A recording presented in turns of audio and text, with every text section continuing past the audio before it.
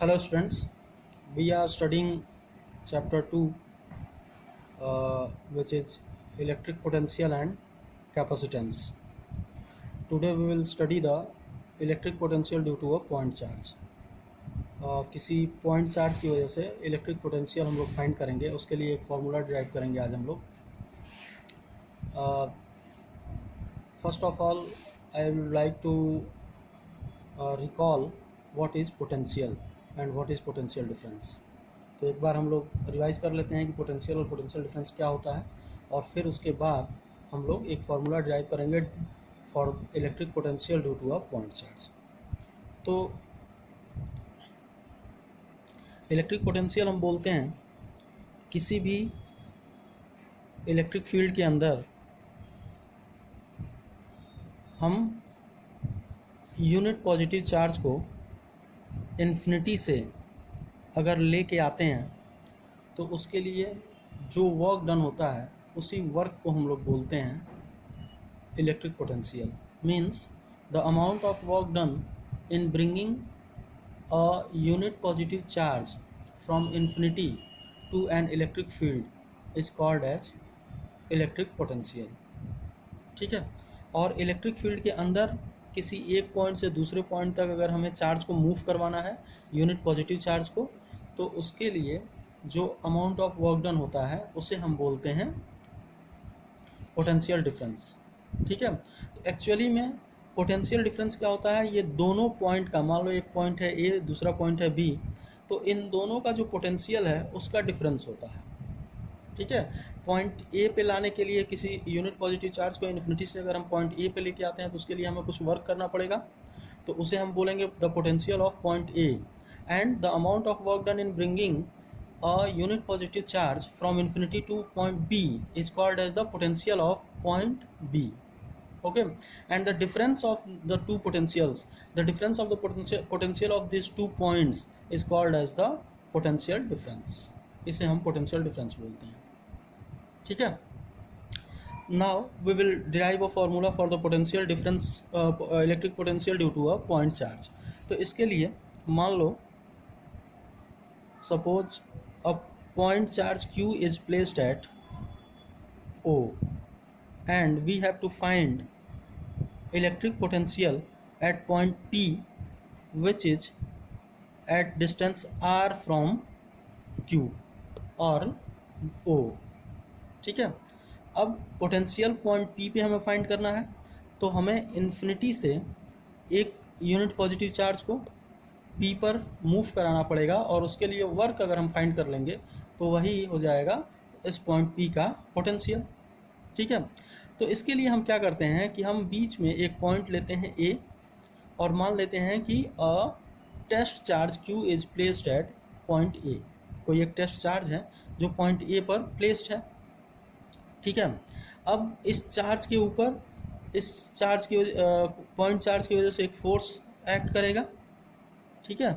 तो the force acting on the test charge Q0 can be found as F is equal to 1/4 pi epsilon naught Q. एक चीज़ और suppose कर लेते हैं कि O से ये जो डिस्टेंस है Q0 का, या Q से Q0 का जो डिस्टेंस है वो x है, तो ये हो जाएगा Q0/x². ठीक है.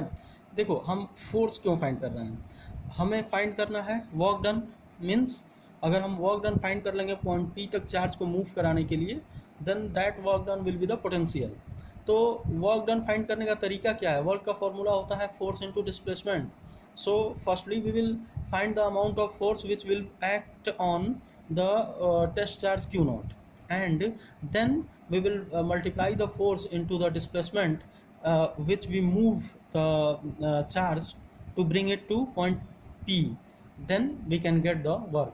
वर्क इक्वल्स यही होता है ना, फोर्स इनटू डिस्प्लेसमेंट.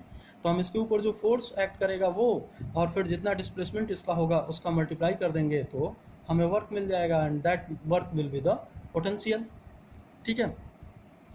तो अब मान लो पॉइंट A से कोई दूसरा पॉइंट है B, जिसकी डिस्टेंस जो है ये स्मॉल डिस्टेंस है dx, हम इसे मूव कराते हैं पॉइंट बी तक।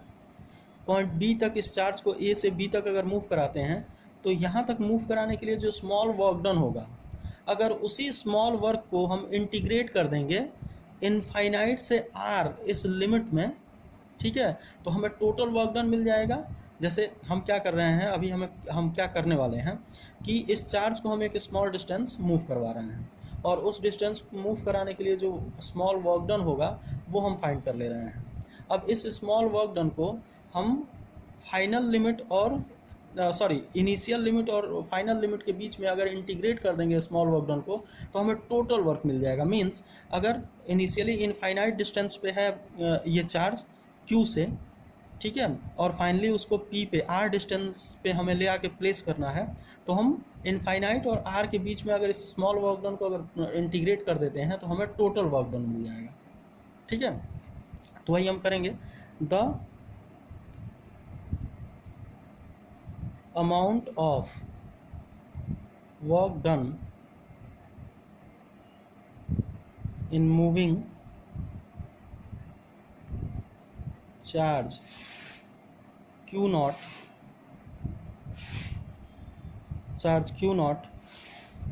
for a small distance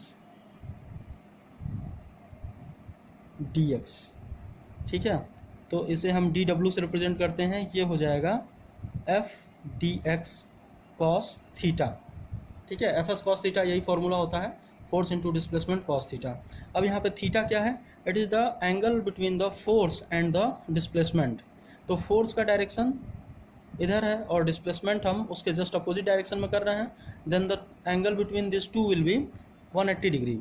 तो इसे हम लिखेंगे f dx cos 180 degree. And as we know the value of cos 180 degree is -1, so dw will be equal to -f dx। ठीक है, अब क्या करेंगे, हम इंटीग्रेट करते हैं। The total work done for bringing charge Q naught from infinite to point P, ठीक है, ये कितना हो जाएगा। तो टोटल वर्क डन को हम क्या कर सकते हैं, स्मॉल वर्क डन को अगर इंटीग्रेट कर देंगे इनफाइनाइट से R के लिमिट्स में, तो हमें टोटल वर्क डन मिल जाएगा, और ये हो जाएगा infinite to R minus f d x. ठीक है, f माइनस को बाहर ले लेते हैं और f की वैल्यू क्या पुट कर देते हैं, इनफाइनाइट, और ये r, f की वैल्यू है 1/4 pi epsilon naught q naught upon x square और dx।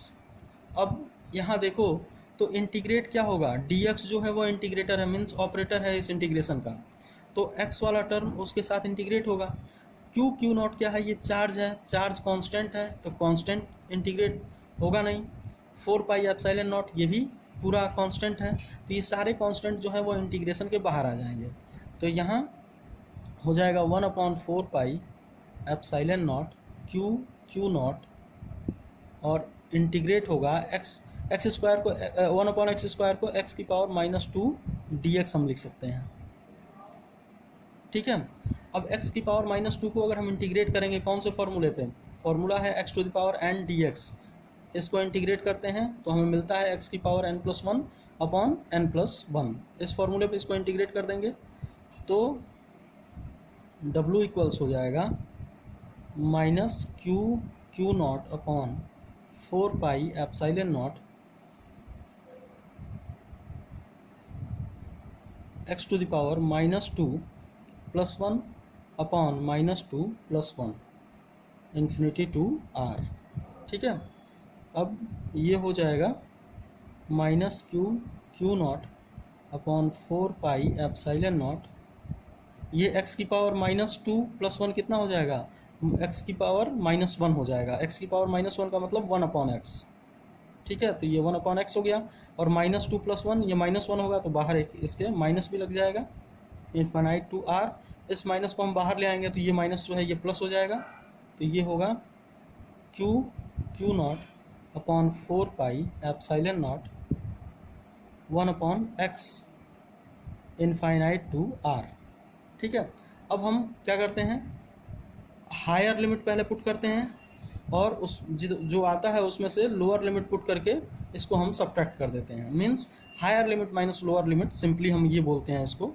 तो W इक्वल्स हो जाएगा q naught upon 4 pi epsilon naught 1 upon r minus 1 upon infinite. 1 upon infinite की वैल्यू 0 होती है, तो ये केवल 1 अपॉन आर यहाँ बचेगा। That means W is equal to 1 upon 4 pi epsilon naught q naught upon r. ठीक है, ये आ गया। अब यही हमारा पोटेंशियल होगा due to the point charge, 1 upon 4 pi epsilon naught q naught upon r. ये हमें एक फॉर्मूला मिल गया for the potential due to a point charge. ठीक है।